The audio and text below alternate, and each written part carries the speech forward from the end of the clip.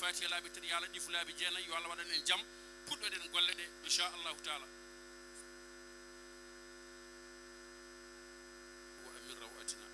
bi jahi sayyidil mursalin subhana rabbika rabbil izzati amma yasifun wa salamun ala al mursalin walhamdulillahi rabbil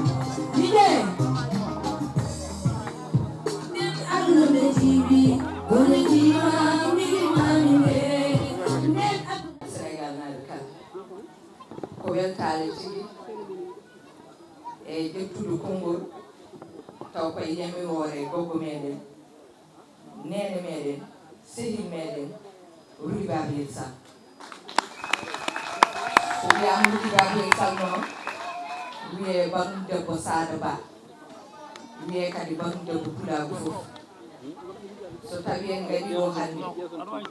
addiɗen ko Allah e bandiraɗo gorko o Sadio Ba woni ni min belamo mawɗo en tant que les femmes leaders min kala gandum ne andi komi féministe somi weddima yitteram ɗo mi yiya ko ɓuri ɗo hewde dental ngal ko rewɓe c'est très important par ce que mon fof ne andi hay goto wawa yaade gaga rewɓe gaga sukaɓe surtout debbo nde tawno ko debbo woni leydi ko debbo woni aduna kadi mon fof ne andi so wiyama Sénégal tan rewɓe ko yeeso kiidi hen tawno debbo ko joom konngol debbo ko joom engagement kadi debbo so heesi wiide wi hunde jaggi yahat hen ha gasa kadi kala leader politique hande gonɗo ɗo e nder Sénégal so tawi darima woni tan ko rewɓe woni caggal muɗum ko enen mbaɗata mobilisé yimɓeɓe so woto ɗen jonti sa yi ay ramuji ɗi Allah deni seeɗi wona mbo toon worɓe saabu ɗum kono sehilaɓam kono kalɗo jiiɗa tan reggodiri so woni temedere ganda capanɗe jeune ɓe ko rewɓe waɗi noon par ce que rewɓe woni majorité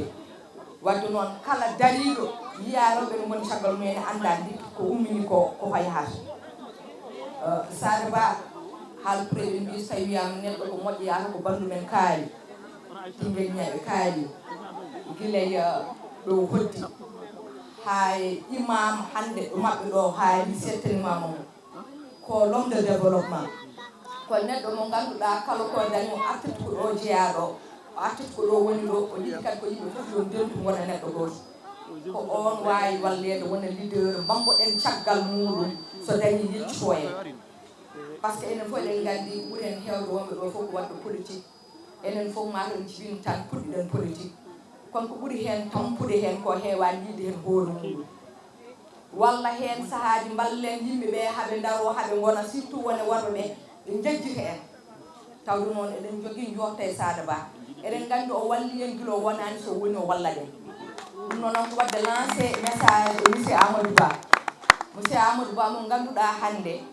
wona sabamde leñam leñamagu kono eɗen ñaagui hande so président de la république ummima ɗo Macky Sall yataw kanko wonata 5e président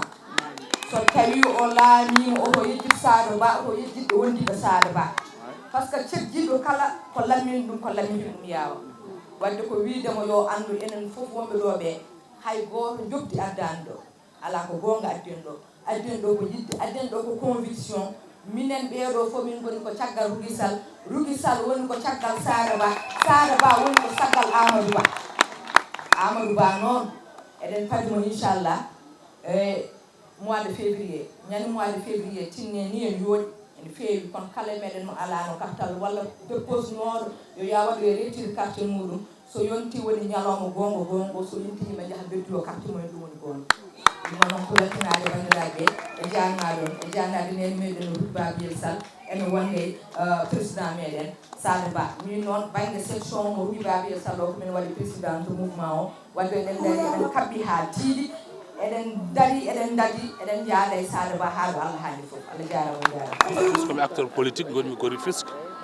gonmi ko aussi ko ministre des affaires étrangères comme conseiller spécial du ministre des affaires étrangères du Sénégal et de l'extérieur. En nder ɗo hannde en jiiɗo ngal ɗo dental man ngal eɗen jiɗi andude holko woni Haayo holko woni mouvement Haayo. eyyi Haayo sa nani ɗum aɗa andi kam Pulaar so wi Haayo wiyata ɗum ko koɗo korsinaɗo jiɗaɗo yetto on wiyete Haayo par ce que an sa woni koɗo kalɗo nanɗa Haayo jiɗata aɗa andi ka jettoroɗo e dow jaam enen noon Amadou Ba en mbi ɗum Haayo par ce que jiɗɗen ko yo yetto e dow jaam nagganmo jaaden e makko ballenmo hawo jooɗo e jappere nde o wona président de la république du Sénégal. eɗen jiiɗi andude mouvement Haayo hono jibinira e hannde holto tolni. Haayo Amadou Ba ko sehilaɓe wonɓe banlieue Rufisque Guédiawaye Pikine Parcelles et Dakar kamɓe jooɗi ɓe mbi kamɓen il faut koɓe gadda fodde mabɓe e leydi ndi il faut koɓe gadda fodde mabɓe e candidature Amadou Ba ɗum waɗi ɓe daari minen e sehilaɓe wonɓe ɗo en minen fof min goni goto min daari pour wallodirde e vraiment pour wallude Amadou Ba pour wona président de la république du Sénégal.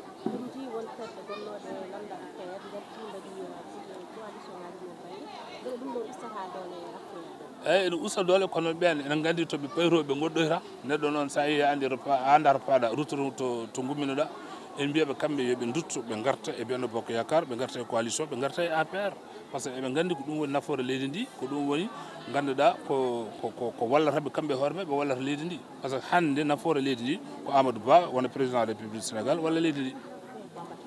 eyyi firinaji ɗi kam fotani sa ƴeewi firinaji fof ko hakkude yimɓe wonduɓe hayso woni kamɓe fof ɓe ballata ko Amadou Ba fotani wonde hakkude maɓɓe par ce que firina kam nafara haydara kadi ceergol ustat tan ɗum ɗon ɓowɗi soɓe gandi ceergol ustat tan ko yoɓe dentu ɓe gondanede goto ɓe nandira yimɓeɓe kooloɓe ɓeydo wallodirde e mabɓe pour kamɓene ɓe mbawa ɓeydo wallude Amadou Ba ha wawa wonde président de la République du Sénégal donc firina kam moƴƴani yoɓe gartu ɓe gartira hagguillaji mabɓe